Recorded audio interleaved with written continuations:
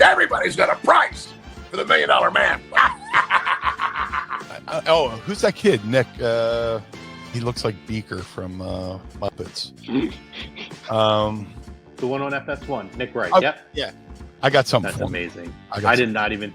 I love that. If I get 5 women and they're all in the same room with me, we're going at it at 110%.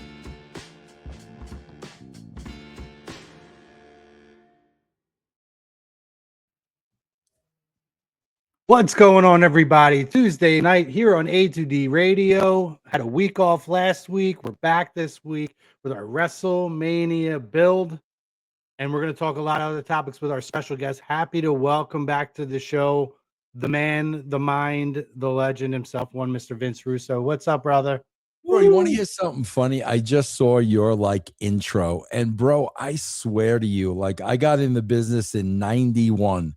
So I always got to do the math. 91 and 9 and 26, 35 years. Okay. Bro, I swear to God, out of every match I've ever seen in my life, there was one guy where every single time I saw him, I believed it. And that was Ken Shamrock. I swear to God, bro, everything Ken Shamrock ever did, I believed. That guy had such a level of intensity. You know what I mean? You never saw Shamrock, throw one bad punch. You never saw the guy do one thing where you sat there and didn't believe it. Bro, yesterday I'm watching and, Seth Rollins and Gunther are rolling around on the floor. And Seth is throwing these girl freaking punches. And I'm like, bro, learn how to freaking punch. Shamrock, man, whether he was throwing you or putting you in an ankle lock or, oh my God, bro, that guy was always just so freaking believable, man. And you never heard stories of him hurting people. So it's not like he was doing it as a shoot. He never hurt people. It was just always so freaking real, man. We had him on when his book came out, and he was tremendous. And to talk to him, he told the story about The Rock hitting him in the face with the chair, and he's the one that told him, lay it in. If you're going to do it right, do it. My forehead's hard. And bro, I swear to God, I had this story in my mind. And bro, you know how something happened such a long time ago and you start doubting whether it happened or not? You know what I'm saying? You're like, bro, I remember we were in catering at the WWF, right? Mm-hmm. And Big Show was fucking with Ken Shamrock. And I remember Shamrock cool and collective, calm, and he goes to show, if you don't stop fucking with me, I am going to have you on the ground crying within 3 seconds. And I'm standing right there, and Show continues to fuck with him. Bro, you know how big Show was. Oh, yeah. Right? Mm-hmm. Bro, Shamrock had Show on the floor in catering, screaming in 3 seconds. I believe it in a heartbeat. Now, bro, I swear to God, I kept I kept saying, did that really happen? Finally, a couple of years ago, I got to talk to Shamrock. And I'm like, Ken, I got to ask you this. I don't know if my mind, he goes, oh, no, yeah, no, that's exactly how it happened. I'm like, thank you, because I was starting to believe it was made up in my mind. But he goes, nope. He goes, yep, that's exactly how it happened. Bro, you talk about somebody being the real deal. My God, bro, that dude was the real deal. Yeah, I believe it. And again, he was such a great guy to talk to with stories around the world, MMA, professional wrestling. Yeah, man. And Yeah. he's legit the real deal. Yeah, yeah. We're happy to have you on, Vince. You had a busy day today. Thank you for fitting us into your schedule. We're going to show a little love to our sponsor first, Dr. Paul Vidal at Specialized Physical Therapy. Physical locations, Burlington and Cherry Hill, New Jersey. You can find them on the web at that site, specializedphysicaltherapy.com. Any aches, pains, anything brand new or long-lasting, contact his award-winning team, and they will set you on course to get you back to your physical peak. Vince, it's been a little bit sweet. Last time we had you on for a couple weeks around the John Cena retirement tour, and we figure we got Mania coming up. You got a lot of stuff going on with JCW running hot right now, as well as you got your book coming out, which we're going to talk about later on in the show. We said this is a time. This is the time. Oh, bro, here's a perfect time, and I'll tell you why, man. Speaking of physical therapist, bro, you know, I'm 65 now, and bro, like when you start getting closer and closer to the end, you start like realizing, bro, there are some things I want to do and I got to do like before all is said and done. Like you start thinking about like, no, like I want to do that type of thing, right?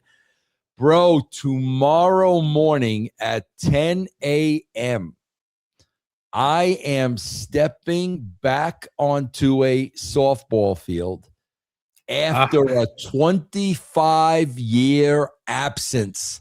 Yeah, we a little birdie told us about this. Bro, I don't know who that was. You, bro, my whole life, I love playing ball. Bro, when I was 30 years old, I played in a 30 and over baseball league. And then, bro, when I left Atlanta and we moved to Colorado, I just stopped playing. And I'm like, man, like that used to be such a big part of my life. And I'm like, bro, I'm doing it.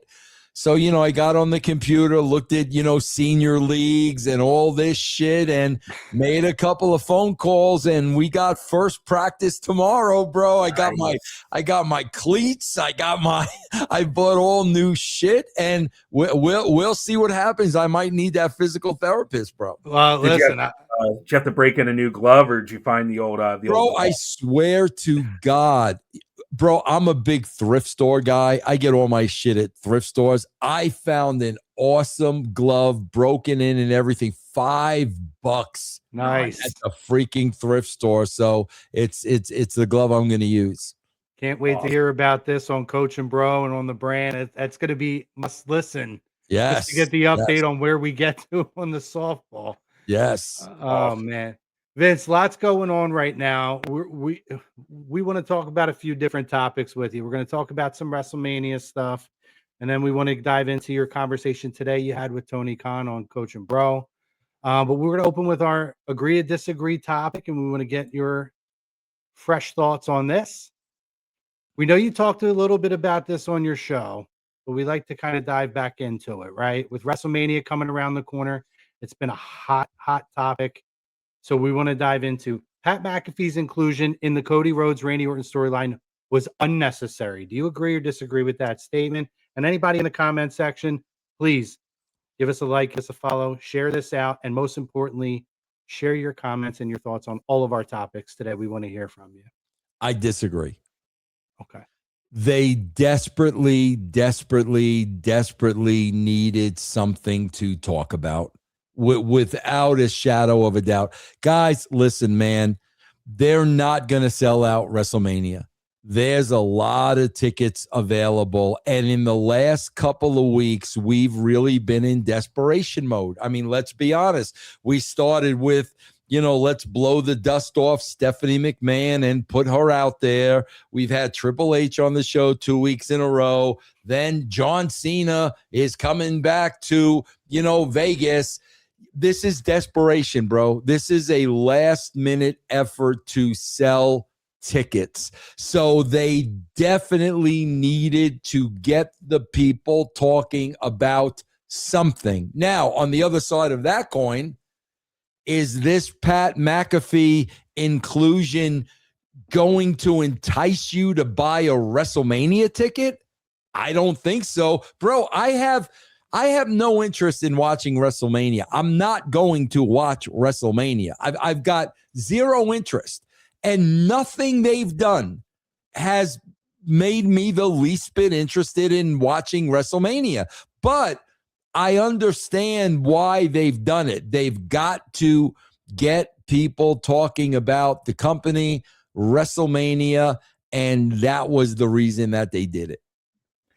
Yeah, I think a point was made either on one of your shows or online. I heard about. I think at this point, like you said, WrestleMania. If you're going, you probably already bought a ticket. You probably already have it paid for. And at this point, it's probably to the point where they're going to be on ESPN for 1 hour for each of the nights. Do you think McAfee being a part of ESPN and having that streaming app played a role in having him involved as well? Oh, absolutely. And bro, I also think ESPN's unhappiness. Bro, listen, they had to sell X amount of subscriptions to make that buy profitable, and they ain't nowhere near it.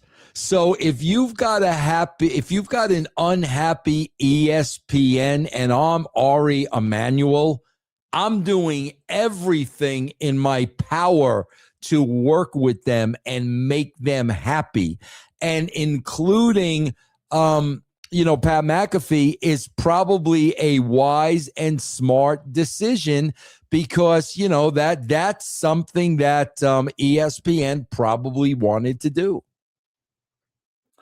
Yeah, and I think obviously the subscriptions are clearly a part of that as well, with giving away the free hour each night too, trying to find different avenues to get eyes on it, whether it's in the seats or it's in the arena. I guess my issue, right? You're a big storyline guy. I've kind of felt like, so I disagree, or I agree. And I usually like Pat's inclusion in things. I do think he's somebody that is enough of a lightning rod that he brings eyes to things. It's the reason why at ESPN, a lot of his colleagues are hot and cold on whether they're a fan of having him there or they're not. But he commands an attention. He's a showman. He's a showman. He's a PT Barnum, 1,000%. Yes. With that being said, I guess when I look at the card, and I can even go with like Roman and Punk and find different ways to find avenues where you can be more creative. Like this to me is the one story where you can go storyline, and it's compelling as it is with it, Cody and Randy. I felt like this was something for years that we felt like we have to get there to some point. And it just kind of came out of nowhere that I guess this was the break glass in case of emergency situation. It was, bro, because what I'm saying is I feel it was necessary. Is this the way I would have done it? Absolutely not, because I like things to make sense. Agreed. And if Pat McAfee is going to be a part of this, then you should have backed this up 4 to 8 weeks. There should have been some type of story involved 4 to 8 weeks ago to make it all make sense. But, like you said, man, this is a last-ditch effort to get asses in seats. I understand it, and I do think at this point it's necessary, but definitely not the way I would have done it. Definitely not. Yeah, I think this. I agree with Chrome, where it just kind of was out of nowhere, and you saw the speculation, right? It was kind of like I don't think anybody out there predicted it was going to be Pat McAfee. I mean, names like Arn Anderson and The Rock, and he even had Ted DiBiase Jr. fresh out of court, fresh off trial. What the hell are we doing? Fresh off trial, Yeah. Like we're going to bring him back, sure. As if WWE and TKO don't have enough to worry about. Honestly, not the worst idea if you're going for a twist, though. Not the worst idea. They have at this point. They have so backed themselves in a corner with lousy surprises, from, who was the first guy? Theory, from Theory under the mask to freaking Rollins under the mask to Danhausen in the box and now to McAfee. Bro, they are at a point right now where the only person that can possibly show up and have any impact whatsoever is Vince McMahon himself. Seriously, that's the corner they've backed themselves into. And they've done this to themselves. And short of Vince McMahon showing up, what are you possibly going to do? I mean, people talk about Shane showing up. Okay, like that does nothing. Jelly Roll's gonna be Orton's tag team partner. Like, okay, like that's so what? That's all so what stuff, bro. And they've created that by not paying off what they've teased, man. Yeah, I mean, I think with these, I'm sorry, Crumb. With these celebrities, I think a lot of them, you're going to get more of the clicks and views. I don't think you're going to get them watching WrestleMania. I think they're going to see it online and say, all right, Jelly Roll was there. That's pretty cool. But they're not going to tune in to watch everything else at this point. Absolutely not, bro. We saw that with Bad Bunny. You know, they got a little spike because Bad Bunny's people were watching when he was on. As soon as Bad Bunny left, they were gone. Like they're gonna watch their guy, but they are not grabbing a fan for a long time, not at all. Yeah. So just to throw out another option here, if we're really talking about break glass in case of emergency, what if Dwayne shows up and you? He's not, bro. It ain't happening. It ain't happening. It's bro. I'm telling you. Dwayne Johnson, by the end of the year, Dwayne Johnson, Brian Gerwertz, what's the name of the production company? $1? What is it? $5 Productions. Whatever it is. $7, I think. $7. They will be replacing Triple H by the end of the year. Bro, I sincerely believe if this WrestleMania is a fart in church, and like I said, outside of Vince McMahon himself coming out, if this WrestleMania is a fart in church, I really, truly believe that Triple H is going to be in very, very, very hot water. Wow. Very well could be. For sure. One thing I wanted to add, kind of alluding onto the Pat McAfee stuff and kind of talking about the Cody Rhodes promo from Friday night and then CM Punk alluding to TKO and alluding to lowering the ticket prices and alluding to Pat and his agent, you can kiss my ass and all that stuff. Do you think that these are direct orders coming from Triple H where he can't say this stuff on his own? So he's getting his guys to do it? Bro, I promise you, Triple H is not writing any negative ill will towards TKO. Absolutely not. That has to be coming directly from them. That's where it's got to be. There ain't no way Triple H is taking that kind of a chance. Absolutely not. No way. That is coming from TKO. Bro, what TKO should have done if they were smart is, instead of CM Punk saying lower the ticket prices, okay, what they should have done, TKO, is they should have said in the story that CM Punk is buying X amount of thousands of tickets to WrestleMania, and he's giving them away free through a lottery, first come, first serve. That's what they should have done. Something like that where it's real. I mean, CM Punk says in one sentence, he's saying, oh, I'm rich and I have a lot of money, so I don't give a fuck. And the next line is lower the prices because these people can't afford it. Well, how about you buying some of the tickets and forcing them over? You just told us how much money you had. So I would have done something like that. But there is no way Triple H is saying anything negative about a TKO without them giving it the green light. No way. Yeah. So in regards to that, right? So that whole feud with Punk and Reigns has been quite the war of words. I was the week with with the Usos where Roman was not included, to me was kind of just a wash. It was a little bit weird. But overall, I feel like these two have tapped into a real history there that is compelling, and letting Punk kind of do what Punk does and speak a little more freely, where again, work, shoot, whatever it is. We've kind of tapped back into what that old Punk style was back before he left. What are your thoughts in terms of this main event and the path that we've taken to get to this point 10 years later from the initial kind of beef between these two? Bro, I'm just being as honest as I can with you, Chrome, and I'm not saying this to be negative, or I've got zero interest in WrestleMania, none. Everything I've seen between the entire build to WrestleMania across the board has been two things: promos and brawls. That's it. Every storyline is a promo and a brawl, a promo and a brawl.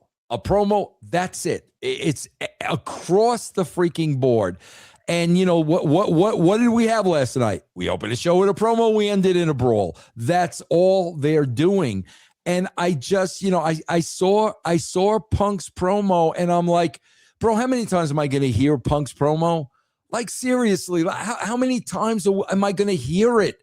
I've heard it to nauseum. And bro, I'm only speaking for myself, but I do consider myself a casual fan. I really do. And I can tell you this right now. If casual fans are watching this build to WrestleMania, they're not freaking interested in WrestleMania. This is wrestling, bro. This is the same wrestling we see every single week. You're talking about CM Punk and Roman Reigns and Randy Orton and Cody Rhodes. So what, bro? We're going to see two great wrestling matches. Casual fans know wrestling's fake. They don't give a shit about 5-star wrestling matches. They know it's fake. They don't give a shit. They want the theater. They want the drama. They want the story. That's what they want. And I'm not getting that here. Freaking Punk and Roman Reigns can throw barbs at each other all day long. And what's going to happen, bro? They're going to go into the ring at WrestleMania. They're going to have a fake fight. Like, really? Like, serious? What do you think, bro? They're really going to throw down? Oh, they're going to have a real fight? No, bro. They're both agreeing that this is what's best for business. So we're going to continue. We're going to hit each other below the belt. Then we're going to go out in the ring and we're going to have a fake fight. Bro, that doesn't sell me, man. I'm sorry, bro. It just doesn't sell me. See, I could buy into a lot of that, right? If that's your perspective on it, I can't, I'm not going to tell you that you're wrong on that, right? Especially when you come to the casual fan. I will say, in terms of when I look at a couple of different things, I do think that make WrestleMania compelling. First of all, and we've had discussions on the show over the last month or so. To me, Trick Williams might be the next Dwayne Johnson, and that alone, the way that guy is an entertainer, and not even just the fact that he is excellent in the ring as well, makes him a compelling person as well. But and me and Eric, I think, are both on the same page. I feel like the Oba Brock build it's been brawls, but that's all I want from these two. I want to see two giants. You have enough of the talking from Paul Heyman, which I like that they've even limited that, because the tension between these two monsters. And if word is true that Brock's going to walk away at the end of this year, doing the honors and putting basically, to me, Oba is going to be his replacement as that monster, that every time these two see each other, it's on site, I think has made this extremely compelling, particularly for Oba, who is brand new to the mass audience outside of NXT. Chrome, you got to understand something. I am talking from the perspective of a casual fan. Bro, let me tell you what really gets a casual fan interested. Here's what really this is the key to booking. Bro, Boba Fett and freaking Brock Lesnar can lock horns from now till the cows come home. They're going to go in the fucking ring and have a fake fight. Okay, so bottom line, here's what hooks a casual fan. When you don't know how they're going to book this. That's when you have Andre and Kogan, you don't know how they're going to book it. When you've got Warrior and Hogan, you don't know how they're going to book it. That's what hooks a casual fan. I don't think you have that here because I don't think anybody gives a shit how they book Brock Lesnar anymore. You know, Brock Lesnar is lost. You know, Brock Lesnar, he's not the same Brock Lesnar he was in his prime. So I don't think people give a shit with, oh, how are they going to book this? Who are they going to put over? That's what attracts the casual fans. It really is. And I'm not feeling that at all in this because honestly, I could give a shit of who they put over. You know, I mean, you know, whether they put the new guy over or Brock doesn't want to do the job, like that isn't enough for me to invest my time and money in this match. A casual fan really is more into the booking and is curious to see what you do. So yeah. I understand your perspective 1,000%, and I'm not arguing with it at all. Bro, we just had Tony Khan on. And you know, the fact of the matter is, bro, I don't watch AEW anymore. They lost me as a viewer. What I'm looking for in a wrestling show, I watched AEW the first 15 months. Literally every Dynamite. After 15 months, I'm like, bro, this show just isn't for me. Now, there are people that are going to like that show, and it's going to be for them. That is great. It just wasn't for me. And to me, when you talk about Boba Fett and Brock Lesnar, there's no intrigue. There's just no intrigue. Now, I don't know, bro, if there was a storyline or if maybe there was something, you know, to hook me. But all I've gotten are the stare downs, the finishing move, the throwing chairs at each other. And like I said, a casual fan is like, okay, guys, and you're going to go out there and have a fake fight. And quite frankly, I don't give a shit who wins. That's just my perspective. Yeah, I think that's where we all differ a little bit because I know myself and Eric alone have had conversations about this, right? Because I do agree with you, sort of. You know, I know when we had you on last time, we talked about bulletproof, right? We talked about Drew McIntyre and him being looked at as bulletproof. Yep. I feel like there are certain talents that have hit such a level, even at the advanced stage of their career. John Cena was one of them. Brock Lesnar could go out and squash John Cena, and it didn't mean a damn thing in terms of how people looked at John Cena and his legacy. I think this means more to Oba Femi in terms of if Brock is walking away. And it does seem like, because you see on TV, Brock telling Oba to put his foot on his chest, which we've never seen Brock Lesnar do that kind of a thing. I look at it as Brock Lesnar could take a loss and then go to SummerSlam and lose to Gunther, and he's fine. It's not going to hurt him. His legacy is what it is. Aside from the outside stuff as well, where people may not give a shit. But I do think it creates a compellingness for people to want to see an Oba Femi who has come in, and you see, as a casual fan, if I see a guy walk in and everybody in the crowd is doing this, and he has that music with those drums, and he's a massive man, and he goes in, and everybody outside of even wrestling knows who Brock Lesnar is. And I see this guy step in the ring, and he is equal or bigger. I think that creates an intrigue for that character to where if he loses, I do think it hurts him. Okay, here's the problem. Okay, this is the problem in a nutshell. If Boba Fett goes over, okay, now, guess what, bro? It's in the hands of WWE creative. And that's fair. That's a fair. That's very fair. Game over, bro. John Cena put over Austin Theory. I know. What did they do with Austin's Theory? Zero. John Cena put over Gunther, whatever you want to call him. What have they done for Gunther since then? Zero. Oh, he took out AJ Styles. I mean, that was something. Are you saying that seriously? Yeah. No, you're not. I'm going to take that as sarcasm. So what? Think about it. The same writers in a room that we see on Unreal, and every single one of them are not qualified for the job. None of them are.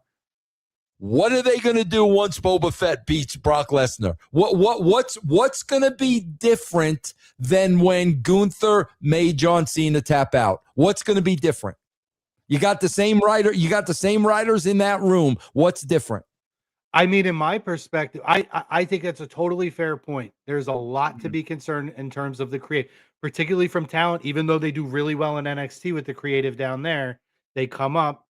There is a lot of concerns, but I do believe from what I see Oba being the next Brock, the next beast ruler, who is that physical, imposing, dominant guy, who actually probably speaks a little bit better than Brock does in terms of being able to cut a promo. And I believe that overall with Brock Lesnar, that's one of the ones that they've gotten right over the years. So if I'm looking, in my perspective, I'm looking at as the torch is getting passed to Oba, which I believe is happening. And I could be wrong. We'll see what the result is. That's probably one of the few times where I feel a little more confident that if they have a direction of who this guy is going to be going forward. Well, I could tell you this, bro. If Boba is going over, then that means they have done everything ass backwards. Because if Boba's going over, it should have been the heel up every single week. It should have been Brock getting over on Boba every single week. Now you want to see WrestleMania. You want to see the babyface get his comeuppance. That's what you want to see. But the fact that Boba has gotten to Brock several times, that's why I'm not too sure that he's going over in this match. Chrome and I had this exact argument the other day. I said this for about a week or two now. Where's Brock's payback? Where's it been? Bro, where's the F5? Where's the chair shots? And I didn't disagree, but this is where I bring in the equity portion of this, where with Brock, I don't think it matters. And if he's walking away, and honestly, with how things are looking right now, with more of the outside stuff coming to light again, I don't think they really care that much if Brock gets his comeuppance on the way in, or Brock gets his comeuppance on the way in against Oba. I think Brock does. Vince, I think Brock's getting fed to somebody else. I think he's getting fed to Gunther. Bro, can you imagine? I mean, I know you guys are a lot younger than I am, but do you know anything about the Hogan Andre build?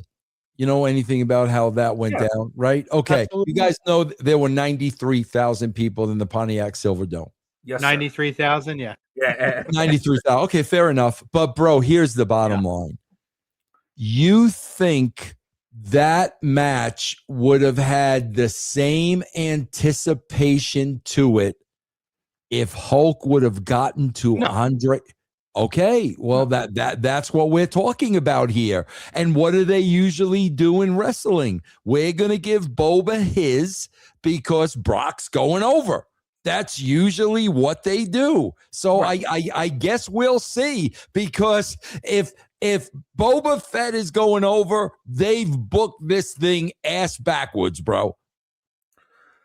Yeah, I thought like that first sequence of Oba getting the best of him was huge, and I think they could have built that back and forth, over the last few weeks, and it's been all Oba.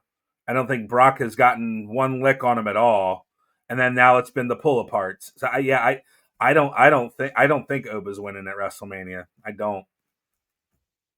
Yeah, I mean, we got the go home show, so we'll see what happens. Again, I almost feel like because of the outside stuff and the fact that it's present again, like I think Brock might not even make it to SummerSlam. It wouldn't. I mean, I think that he will, but it wouldn't shock me if this was it. With more and more event stuff coming out, with his name mentioned more, because he already disappeared once, and it wouldn't surprise me if they're just squashing him on the way out, the way he's done to a lot of people throughout his tenure, and he's passing the torch now. But I do agree with Eric. Yeah. It's more likely Gunther's going to be the guy to get that finish. Well, like I said, all I'm saying is if they do that, they've booked this terribly. And that's fair because we know the formula for pro wrestling. Yeah, of course you do. Of course you know. We all do. We all do. Like, obviously, we all do. But the people in that room, obviously, yeah. Point. Good point. Got Eric. No, so you want to transition to let's get into your conversation with Tony today. Right? Yeah. I will say, and thank you and Coach for putting that together. That was pretty entertaining. It was nice to see the personal side of a Tony Khan, and I'm like what you were with AEW. Started out watching it. I think one of their first Dynamites was in Philly. I went to that show and then watched for quite a while, and then for some reason I just fell off. And I think it was kind of the same with you. Like I'm not feeling it. Yeah. So, but going to Tony Khan, is there something that he said today that surprised you at all? Is there like were you pleased with how it went, and is there anything that surprised you about what he said? Oh man, man, I gotta tell you, here's gonna be part of Tony's problem that's gonna hurt him. The human being that he is. Guys, I have said this all along, and this is why Vince Russo is on the outside looking in. Bro, in order to be in the business, be in the wrestling business for a long time and have success for a long time, there's a part of you that has to be an absolute asshole. Because you're dealing with assholes, bro. And you can look at Triple H is an asshole. Michael Hayes is an asshole. Paul Heyman is an asshole. Bruce Pritchard is an asshole. What do they all have in common? They've all been there for 30, 40 years. That's what they all have in common. That's what it takes. Because, guys, if you're a nice guy, over time, it's going to drive you out. Because as you get older, you don't want to play that game. You don't want to be that person. You don't. Wrestling is not the most important thing to you. So it's like I tell people this all the time. When Vince McMahon told me to hire a nanny to watch my kids, bro, 99.9% of the people in that spot would have hired a nanny. There's no question about it. They would have had a nanny the next day. Okay? Tony Khan is genuinely a good guy inside and out. And that's why, again, when I was talking to him, bro, fire shots at these guys. They're freaking vulnerable right now. Take advantage of that. And he talked about taking the high road. Yeah. Whoa, like, no, Tony, like, you can't be a good guy and be successful in this business. I don't think Tony Khan is capable of being a bad guy. I've never felt that. All these years I've been watching him, like, this dude is genuinely a good guy. That's going to hurt him in the long run, bro, because in this business, when push comes to shove, you got to be an asshole. You've got to be. He does not have that in him. And I just feel that that's the one thing that's going to hold him back. Yeah, no, I agree. And that was kind of it kind of goes along with our first reaction was, Tony just came off like the nicest guy. But to your point, where's the ruthlessness that's needed? And even when I look at some of the people that are there, and I don't know not much about the Bucks and Kenny Omega. Kenny Omega never says a bad thing about WWE either. So I don't know if that's leaving a door open down the road. we don't want to close any doors. Right. But you don't really seem to have it. You have Bryan Danielson, who has his history. His wife works there. Adam Copeland. There's a lot of these guys who are never going to be the guy who, Jericho every now and then would take a shot. Yeah. But you don't really see that. And I do feel like, to your point, there needs to be somebody around him who's willing to say the things that, even if he's not willing to say it, they're willing to put their face out there. Right. But I'm the part of that same thing too, right? What appealed to me with AEW in the beginning, and I think I almost feel like this is the issue a little bit too. They said they were going to be the alternative, the difference, and that was what was going to help to build them. And I thought they started like that. And then we hit a point where I don't know if it was NXT and all these talent contracts came up, Adam Cole and all these people came up, and then they started signing guy after guy after guy, and realized that there's a reason WWE has budget cuts and lets talent go and has talent that sits there, and then that talent gets unhappy. We can't make everybody happy. Yeah. And that's fine. But then I'm thinking the guy who I just saw not you get utilized at WWE going there, and then they're featured for 3 months until the next guy comes, and there's just not enough spots, right? So I felt like they lost. He's a great guy, but they lost the luster of what made them different. Yeah, I agree. I think at that point in time bro, if you go back, man, bro, remember that show Roads to the Top? Yeah. If you go back and watch that show, you can see Cody Rhodes starting to turn. And Cody Rhodes talked about the brand new shiny toys. That's exactly what you're talking about, bro. 100%. That's when you started seeing the shift and the change, and they just became another wrestling company. But I'll never forget seeing that in real time and looking at Cody, and I knew exactly what he was saying, whereas we were supposed to come in with all these new guys. Nobody knew who we were, yada, yada, yada. And now all these ex-WWE guys are coming in. Tony's got new toys, and he said that. And I really think that's when they kind of made the shift over to, okay, bro, now we're just another wrestling company. Yeah, because it really is. It's Woody and Buzz Lightyear, just repeated over and over. Yeah. Whoever comes in, that's the new Buzz Lightyear, and now you're reduced to being Woody and Slinky Dog, like that. Yeah. But it's sad. It is a difference. Yeah, I think talking about being nice, it makes you wonder when booking decisions are being made. Do I want to hurt this do I want to impact this person by taking a title off of them? Are they going to be upset? Is it going to be? Is there going to be an issue? It's kind of like I have an example. Like I was my first time as a manager, and I went about it the wrong way. I wanted to be everybody's friend. I wanted everybody to like me, and guess what? 6 months later, I was out. Yep. And it's kind of that same mentality where it's like, if you want to be the nice guy, you want to be everybody's friend. Okay, great. But you're not going to be a manager. You're not going to be running things. And if you're running them, you're not running them the right way. And that's Tony kind of falls into that category. You know he wants to be liked, and he's a very likable guy. But that's, bro, I'm telling you, that's going to come back to bite you in the ass. And I don't think he can be an asshole. I don't think he has that in him. I just don't. And in this freaking business, bro, that's going to hurt you, man. It's going to hurt you. Yeah, no, I listen. I agree. There needs to be a little bit more of an edge. I thought that your conversation that you had with him regarding the scrums was fascinating, actually.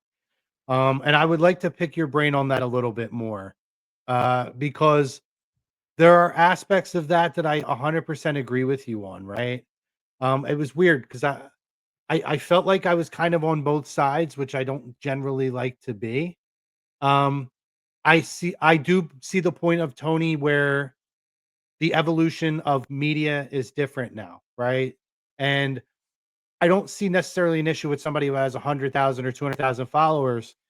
It's more of Like, are we there? What is your mentality of going in, right? To what you said, right? There are people that go in there and ask questions as fans, and then there's somebody who's going to come in and they're going to have a real conversation. I like to think that we have a generally real conversation with you. We'll go back at you. But there are people who won't. They'll kiss your ass, and because they want you to keep coming back. We want you to come back because we're going to have an argument or a conversation with you, a real conversation. And that, I believe, is part of the media. But I guess I'm asking more of how. I'm trying to think how I want to word this. The media has changed so much now. Are you seeing? Bro, the media hasn't changed. These people are not media. The media is the same. These people are not media. Bro, here's the question. This is why I feel so strongly about this. Twofold. Number one, I actually, believe it or not, have a degree in journalism. Mm-hmm. I've actually worked for newspapers and radio stations and television stations. I actually am a bona fide writer. I've written a sitcom for Fox. I've written movies. I've written screenplays. And by the way, my third book is coming out. So when I see you labeling yourself a journalist or a writer, here's my first questions. Where are your credentials? Show me your credentials. Bro, it's like saying you're a policeman and you've never been a policeman. You want to join the police force. Okay, bro, show me your credentials. Show me your freaking credentials. And if you don't have the credentials, then you're not a journalist and you're not a writer. Triple H does not have the credentials to be a writer. He knows nothing about writing. He knows nothing about formatting a show. He knows nothing about cliffhangers. He knows nothing about character development. Nothing. Zero. Nothing. What are your credentials? What is Sean Sapp's credentials? He's a mark. He's a mark, and he's got a podcast, and a lot of people listen to it. Those are your credentials? Bro, here's the problem I have. Dave Meltzer, Sean Sapp, every one of these guys, bro, you're fans. You're fans, you're marks. That's all you'll ever be. They have convinced themselves that they're legit. Sapp has convinced himself, I am a journalist. Why? Oh, shit. They allow me in these scrums. They allow me to get in on these pre-calls with Tony Khan before a pay-per-view. Guys, I am a San Francisco Giant fan. I've been a San Francisco Giant fan for 55, 60 years, whatever the hell it's been, okay? I know everything about the Giants. I got a following on social media, okay? I could talk Giants all day long. Here's the difference. I know I'm a fan. I don't expect to be invited in post-game conferences. I am a freaking fan, bro. I am not going to be allowed to interview Tony Vitello unless I've got the credentials, the experience, the background, and I've actually done something. And what I feel Tony has done with these scrums, and Triple H did it too, bro, you just let everybody in. Let all the freaking marks come in. Well, guess what, bro? If you let all the marks now have access to your talent, now anybody can have access to your talent. And guess what? Now you're not special anymore. And I think that's the point I was trying to get across. You let anybody into these scrums. You let anybody ask MJF. Bro, let's be honest, Chrome. I people send me these Denise Salcedo vignettes, and she's playing Never Have I Ever with the AEW talent. Are you fucking kidding me, bro? Can you imagine? Can you imagine? I get access to the Giant freaking locker room, and I go in the locker room, and I got Rafael Devers there, and I'm playing Never Have I Ever. Can you imagine? That's why people laugh at the wrestling business, bro. That's why people laugh at it. That's why it's a freaking joke. And we have let the freaking marks in. We just open the door and let them all come in. And guess what? Now it's a freaking joke. That was my point. And bro, honestly, I don't understand what he was trying to say. Don't tell me media has changed, because that's why I said to him, "Oh, Tony, if I'm a Jacksonville Jaguar fan, I can come to the press conference." Really? And he didn't say nothing. That's what I don't know what he was trying to. Media has not changed, bro. You still have to have credentials. You know, bro, when it's Academy Award season, fans are not walking onto the red carpet, bro. They got to have some kind of credentials. Wrestling is the only bit. Hey, Marks, God, come on in. Yeah, play Never Have I Ever with Orange Cassidy. God, come on in. Bro, that's a joke. That's the worst thing. That's the worst thing the wrestling business has ever done. The worst thing.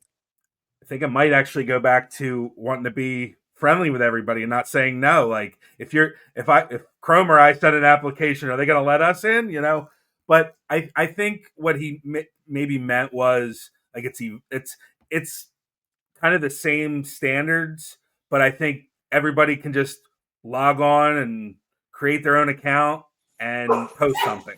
I think just the access to people can just post something. I could go on TikTok or whatever, post something, and I posted wrestling content. And now if I get followers, then it makes them look like they're somebody online. So I think that aspect of it has changed, where anybody can just go in and do whatever they want. But I think there's part of that is good, but I don't think that everybody needs to have a seat at the table. I think maybe there's a vetting process, maybe like Credentials. Hey, send something. Credentials. Send us an example. Send us a degree. Absolutely. Show me your credentials. Yeah. What makes you belong here?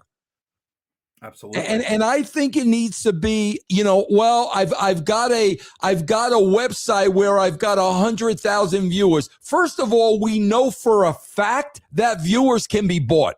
We know that for a fact. So if I want to get credentials to these things, and I can buy 100,000 viewers and nobody's going to check that out, guess what, bro? I'm buying 100,000 viewers.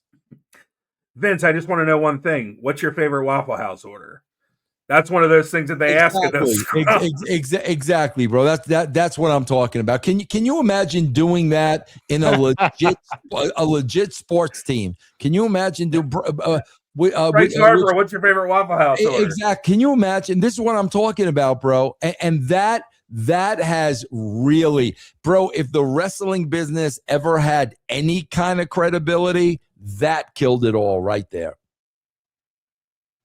Yeah, 1,000%. I know. I heard you guys talking about how WWE stopped theirs, and that's probably part of it. But it's probably also too Triple H didn't want to get booed anymore. Well, it was also, bro. If you remember, bro, they stopped it when they brought Lesnar back.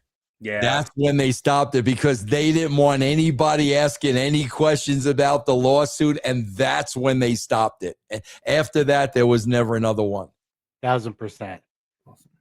Let's get into some JCW here, and then we want to ask you about your book before we let you go here, Vince. Go ahead, Eric. Yeah, so last week on JCW, we kind of see the culmination of everything that's been going on with Violent J, yourself, Big Vito. We see Violent J regaining his 50% control of JCW. My question is, what's next in store? Because it looks like you kind of helped him out a little bit, and got some guys in there to help him out in the form of Nick Nemeth and Ken Anderson. So what's next? What can we expect in the next upcoming weeks? Yeah, well, I could tell you this, and it's what wrestling should be, man. Expect the unexpected, man. That's the what once you become predictable and the fans know what you're going to do, that's when they lose interest. So you always got to keep them guessing. And man, there's Man, here's the problem, man. I look at the WWE and I look at a show 2.5, 3 hours, and I'm like, there is not one storyline on this show. My problem with JCW is, bro, I can't get all the storylines in one show. I can't. Like there are too many storylines that I'm literally trying to shoehorn in. And, like I said, man, that's why I look at the WWE and I'm like, you can't come up with one. So, this, I feel that episode was kind of the end of a chapter. And now we're going to start new and we're going to start fresh. And, we got a lot of things going on in the weeks to come, man. I'll tell you, me personally, I enjoyed the cocaine Stephen Flo story, where they they're a team and then they start to butt heads, and Stephen Flo's thing, I don't need you anymore. I think that was really intriguing. And never done a drug in my life, but I love me some cocaine. I'll tell you that. Yeah, and that's the thing, man. These characters are all out of the head of Violent J. You would not see JCW characters anywhere else. Nobody else. Nobody else would be able to create these characters. That's the kind of mind this dude's got, man. It's awesome. Yeah. Yeah, and we've talked about this before. Obviously, guys, you know what you get with Vince when he comes on here, or he does his shows, or he does other podcasts, and exactly what you would expect and what he says he's going to deliver is what he delivers with JCW. I would strongly encourage you to tune in to Lunacy on YouTube every Thursday at 7 p.m.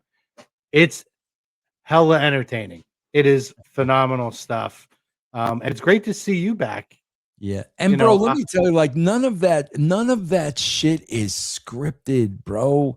I don't give people lines. It's like, okay, here's where we are. Here's you don't see the cue card over here in the corner. They're scanning the eyes like this. All that, bro. When I go into those scenes with Vito, when I go into those scenes with Jay, neither one of us have a clue of what the other's gonna say. We don't have a clue. We just go. And when you do it that way, that's what makes it feel real, man. Yeah, it's absolutely. God, I watch. You guys are having fun. You can tell you guys are having fun. You can feel it on camera. You're having a good time. I watched that thing yesterday, bro. I only watch the highlights of Raw SmackDown now. I don't sit through these freaking shows. Are you kidding me? And I saw a few minutes of that AJ Lee, Becky Lynch, and I'm like, what the frig what is that? Well, I didn't even know what I was watching. AJ Lee's gonna sit there and tell Becky what a big fan her daughter is of hers and stuff, and Becky's just gonna sit there and say and do nothing. Bro, the only people that act like wrestlers are wrestlers. Real people do not act like professional wrestlers act. And again, that goes back to the casuals. The casuals are looking at Becky and saying, who the frig would sit there and not do or say anything? No, nobody. If it were me, I would be doing this and I would be doing that. Not in wrestling, bro. Wrestlers are going to do what wrestlers do, man. Yeah, no, I agree with that. It's a weird thing, and that whole comment too came from a few weeks ago when Becky Lynch herself told everybody that her daughter's favorite wrestler was her. Right. It was very weird, very, very weird. The one comment I thought was intriguing, which I think they should have played on months ago, was "I paved the way for you." Like, where has that been? Like, I talked about that for weeks, where it's like that one comment should have been part of the whole story, where AJ Lee paved the way for women like Becky Lynch, but they never really seem to go into that. Yeah. The Dynasty says Matt Tremont would be great for you guys, like a modern day Dusty. I don't know if that's a name you guys have. I'll be honest with you, man. I'm not that familiar with Matt Tremont. I'm not. Maybe I need to be, but I'm not at this point. Yeah, we've had Matt on here. Matt, he had his own wrestling company here. He's more of a famous deathmatch wrestler, right? Yeah. But he's one of the most well known in the United States, and he's still doing. He's working with GCW, I believe, right now. But before we let you go, Vince, obviously we touched on it earlier. We want to talk about your book here, right? Which is available now for pre-order for anybody out there. Let's take this away while we have the picture up there. It is available for pre-order on Amazon right now. I believe it releases on July 14th. Total Nonstop Agony, The Rise and Fall of TNA. Just real quick, Vince, what can we expect with this book? What was the motivation to put this out? Man, bro, the motivation is like I always planned on doing a trilogy. I always planned on doing WWE, WCW, TNA. But after I wrote the first two, like I just didn't think I had another one in me. Mm-hmm. But I really wanted to finish the trilogy. And you're not going to get the real Hogan Bischoff coming into TNA story other than from somebody who was there. Yeah, you're not going to get it. And that's the story. I mean, that's the bulk of the book. What happened the day those two guys walked in the door, how it came about, what went down. I was there. And, like I said, you're not going to get this story unless it was somebody that was a big part of it. And that would be me. Yeah. I mean, we're very excited to check it out. You're always a great mind to listen to, whether it's on one of your podcasts, whether it's on Dark Side of the Ring or through your books that you've released. So make sure you guys pick this up. And if you haven't picked up his other two books regarding WWE and WCW as well. But yeah, we're excited. We're glad that you did, Vince. We're glad you found the muster in you a little bit to get this. Yeah, I did, bro. I'll tell you, man, once I started writing, I flew through it. Like they ECW press could not believe how quickly I wrote the book, because there was so much inside, bro, that I didn't even know was there. And once I started writing, it just poured out, and I was able to write the book rather quickly. That's awesome. Good stuff. Yeah, guys, can't wait to read it. Guys, hit Amazon, pre-order the book, Vince Russo's Total Nonstop Agony, The Rise and Fall of TNA, available now on Amazon.com.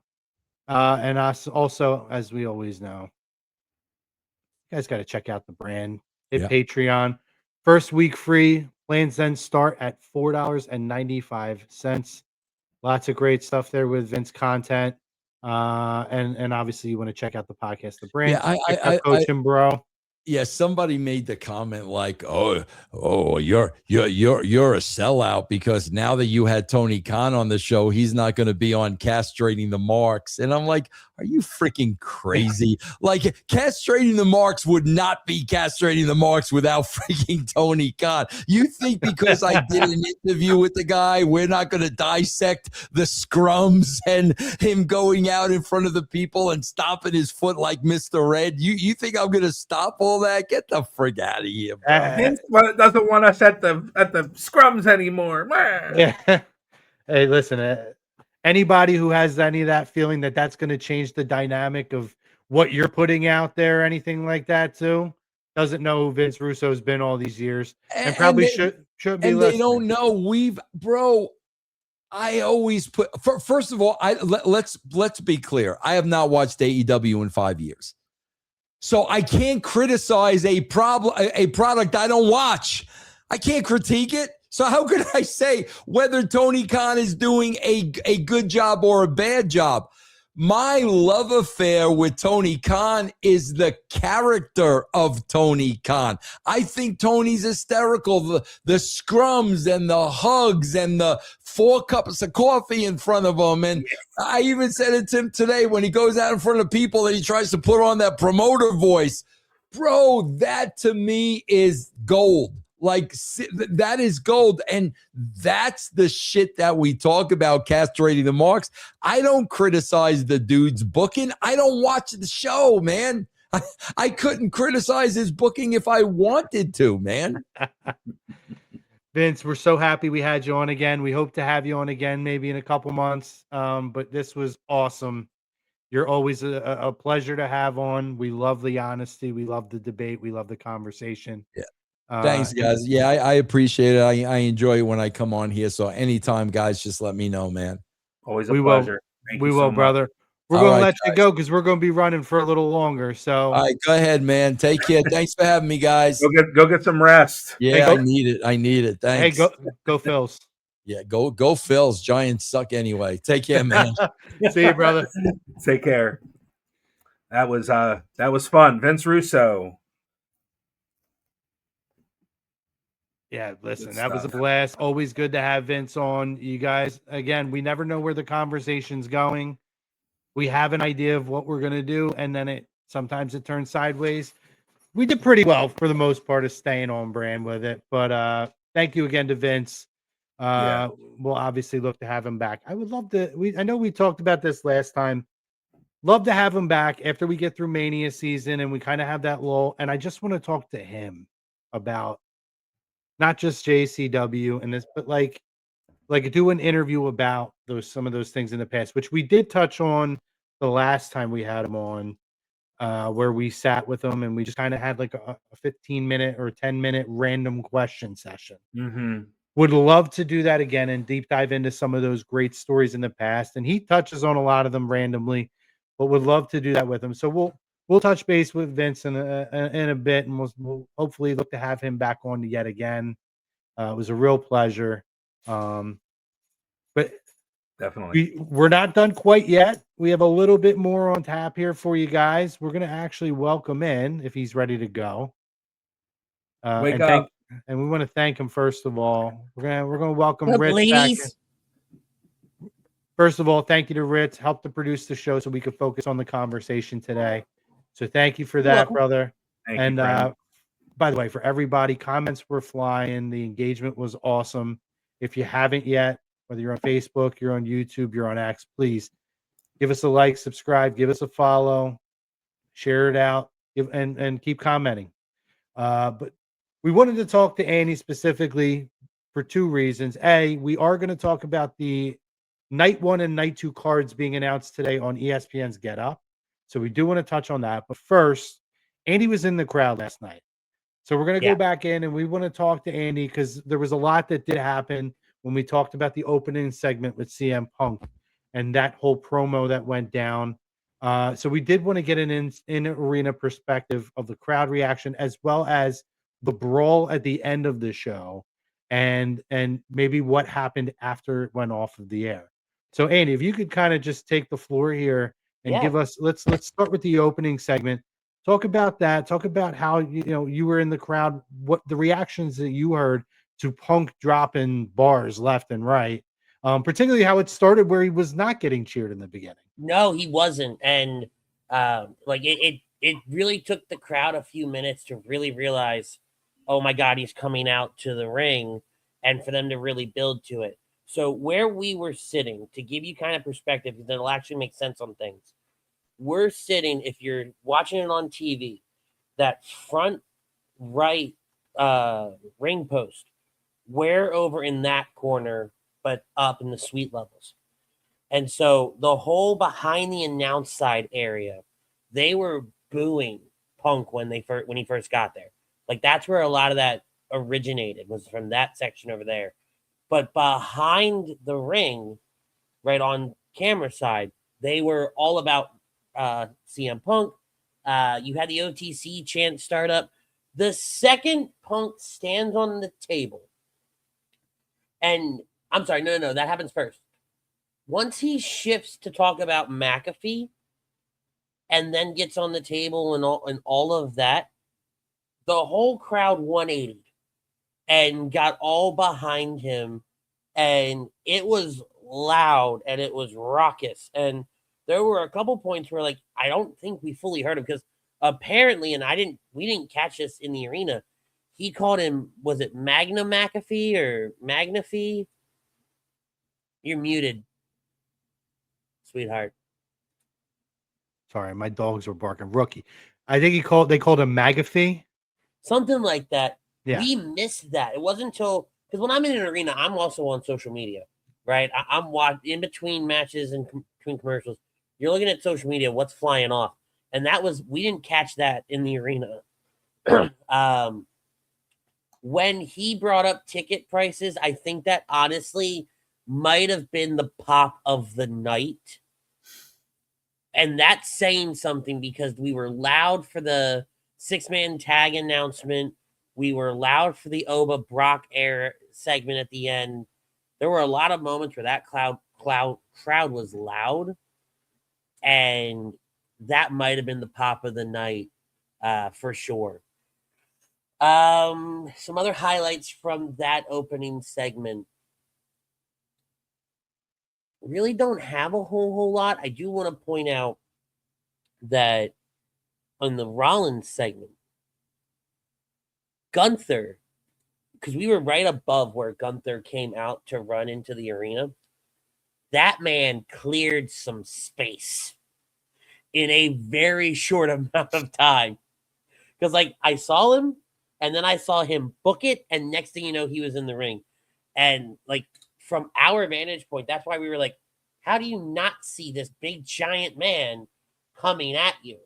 And I think he was just a little early, honestly. Maybe. He didn't know his own speed. No, I don't think he did. You fast forward the 6-man tag match for Monday Night Raw was easily the match of the evening. It was easily the most the crowd was into a match all night long.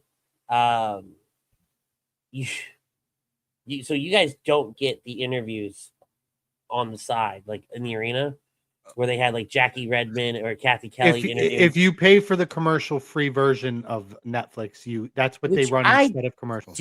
And I still get commercials. So there's another tier above that you have to like upgrade to. All right, gross. Do you have it? I've seen it only because I use VPN sometimes to watch Raw. So if I watch it on the international feed, No, you don't, they'll Eric. show the You don't. interviews. You don't do that, Eric. No, I don't. Well, anyway, Lyra and Bailey are being interviewed by Kathy Kelly.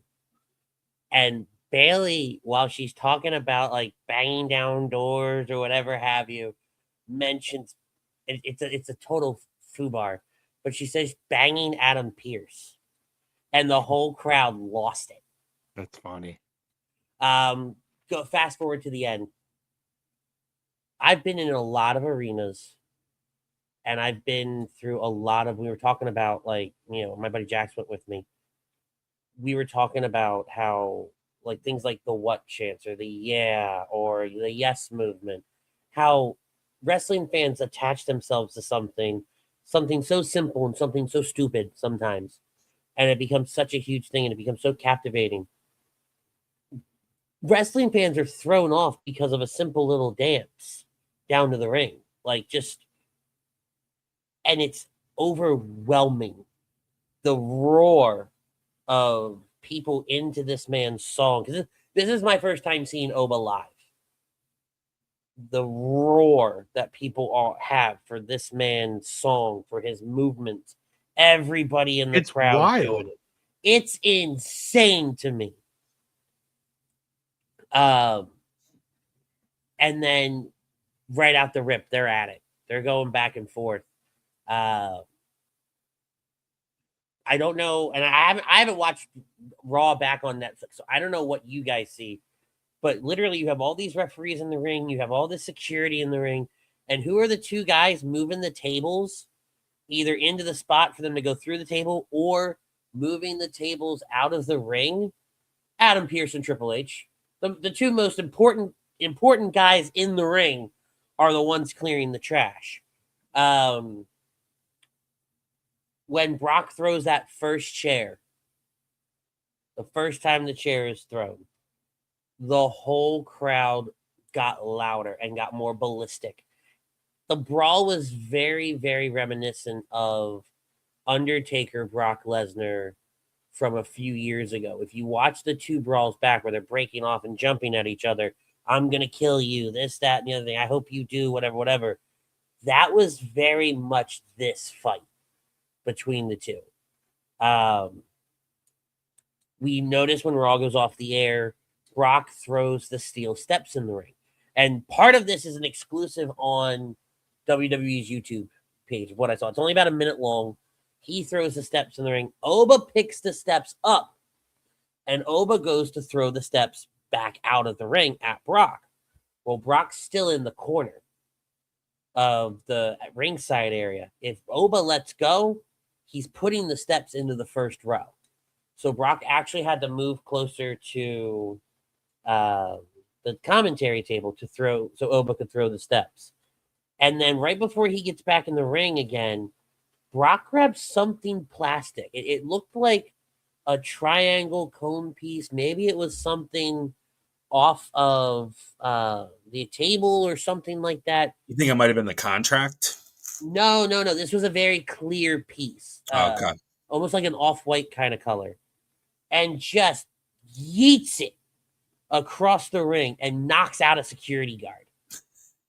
Nice. Speaking of getting knocked the fuck out, when Stephanie pushes Liv into Roxanne, everybody lost their minds, and you heard people going like Roxanne's dead. Like Roxanne got knocked the fuck out. The sound it made when those two heads collided was wild. And now here we are 24 hours later, and you've seen the marks. And Liv's looks worse than Roxanne's does. I haven't seen Roxanne's. I saw Liv's. But, Roxanne, so where Liv's is like visibly up, like, all right, so I've got this little cube here, right? Where like Liv's is up here. Yeah. Roxanne's is more like here. Okay. Right? It's noticeably smaller, height-wise. Oof. It was a very, very wild show. We kind of went into the show expecting like they're kind of coasting right now. They're not really doing a whole lot that's intense. We know they're going to save some stuff for the go-home shows next week.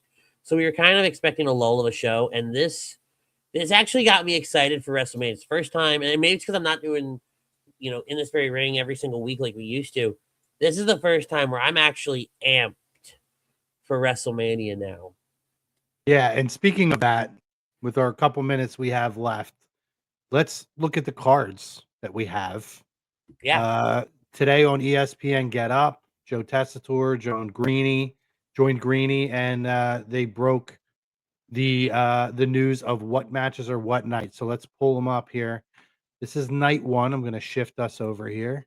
I say something about Greeny. He don't know squat about wrestling. No, I don't think he pretends to. He doesn't pretend to either. But that's just true. But he's like, why Joe Tess was there. 100%. I appreciate the enthusiasm though that he puts out. Oh, definitely. So obviously Saturday night one, we're obviously gonna have the big match, Cody Rhodes versus Randy Orton for the WWE title, undisputed title, as well as the WWE Women's World title between Stephanie Vaquer and Liv Morgan. We're going to get our Gunther and Seth Rollins match, our Women's Intercontinental title match between Becky Lynch and AJ Lee. We're going to have the women's, what's that? It's the women's tag team fatal four-way. There we go. And then we're going to have our, I keep wanting to say Hell in a Cell because that was the report.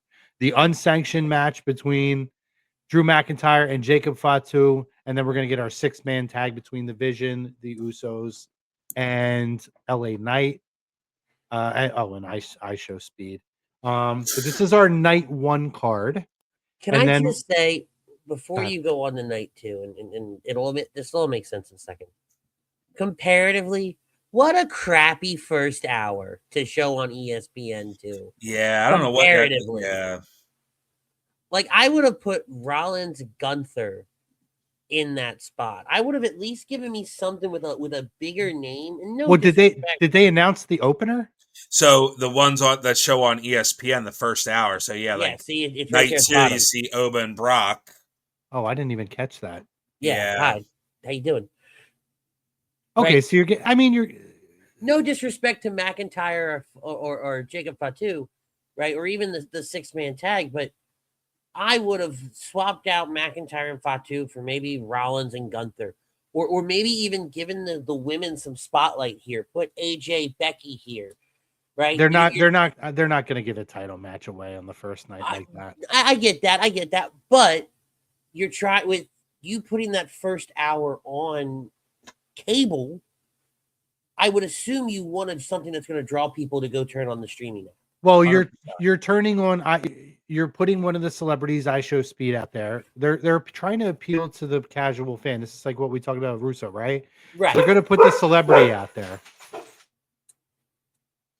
Yeah, I think the you put I Show Speed out there. You put Logan Paul in there. Those are names that are going to people are going to know, the casual fans. So and I get it, absolutely. I'm just, again, if you want to catch casual fans, though, right? I'll die on this hill. I think there should have been some sort of women's match out there because it is not just a boys' club anymore. It's fair. That's absolutely the one stipulation, the unsanctioned matches don't mean squat. I hate that. I hate those things. No, but you're selling the brawl of it, right? They're going to sell. That's where you're going to get the physicality that's going to appeal to people. Street fight. Let's move on to night 2 because we are running very, very low on time here. Yeah. Our night 2, obviously we have our match here. We have CM Punk and Roman Reigns. We get Finn Balor, the Demon, versus Rey Mysterio, which I'm pumped for. We have Dominic Mysterio. Dom Mysterio, yeah. WWE Women's Title match between Jade Cargill and Rhea Ripley. We have Sami Zayn and Trick Willie for the U.S. title. Let me say this one: Brock Lesnar versus Boba Fett. I was dying, guys. I was dying. I know. Well, me and Eric were talking about we were gonna if that came out, we were gonna be. It was over. I could every time he said it, I couldn't stop laughing. But we get Brock versus Oba Femi, and then interesting that they put the ladder match on there, which I think is a tremendously brilliant idea to try to lock people in. But so let's just do it this way. Night 1 or night 2, which one are you guys looking most forward to? I'm biased. I'm looking to night 2 because that's the night we're live reacting. We're having a little programming shift. I had a work thing come up, so we're only live reacting to night 2, and I think I'm getting the better end of the deal here. 1, personally, because I'm a big Demon Balor fan, but 2, we get Brock Oba, we get Punk Reigns, we've got Rhea Jade, Trick Zayn, and then the 6-man tag. Like it's an action-packed night of wrestling. There's not a lot of lull there. Yeah, Eric.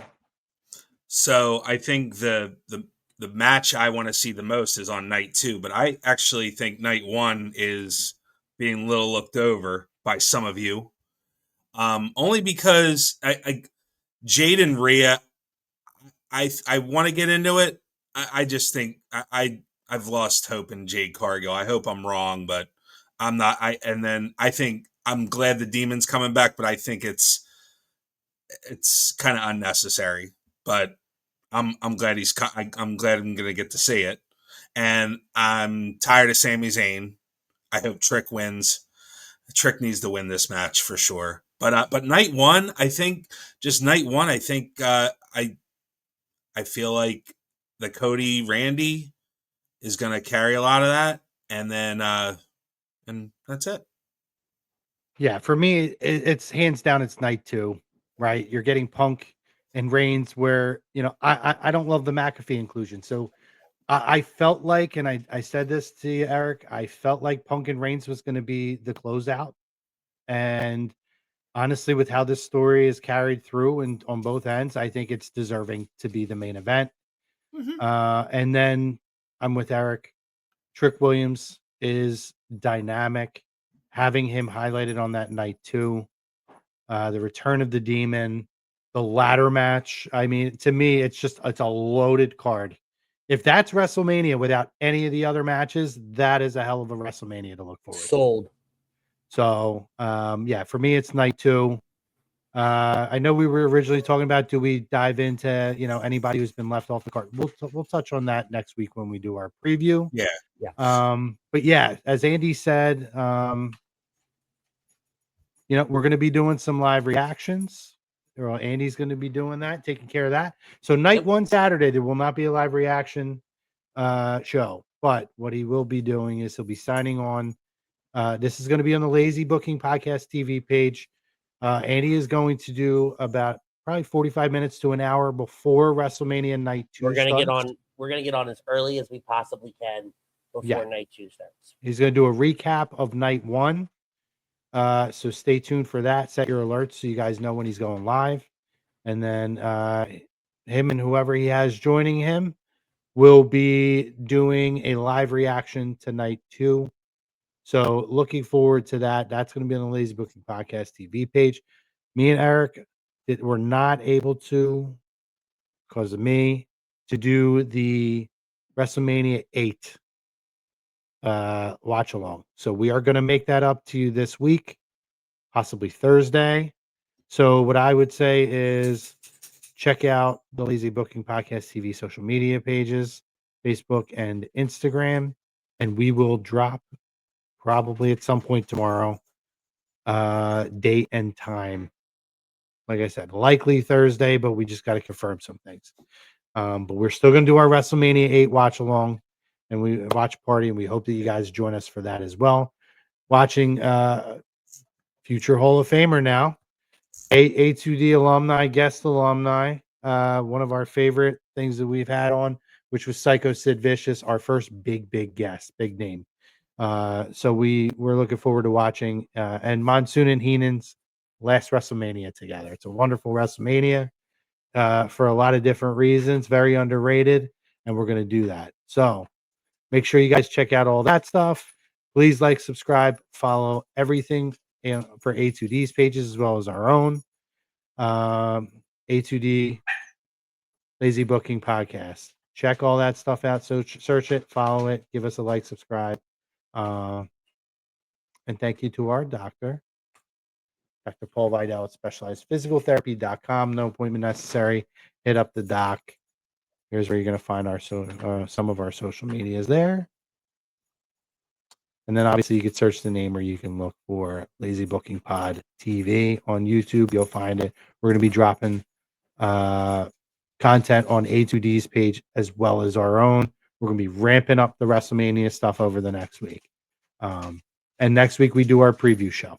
So that's exciting. Maybe we may even get another show in at some point. We're going to see, discuss if we're going to do anything extra for WrestleMania outside of the watch party and the live reaction. So for myself, for Eric, for Andy, thank you again for producing as well as jumping on here at the end.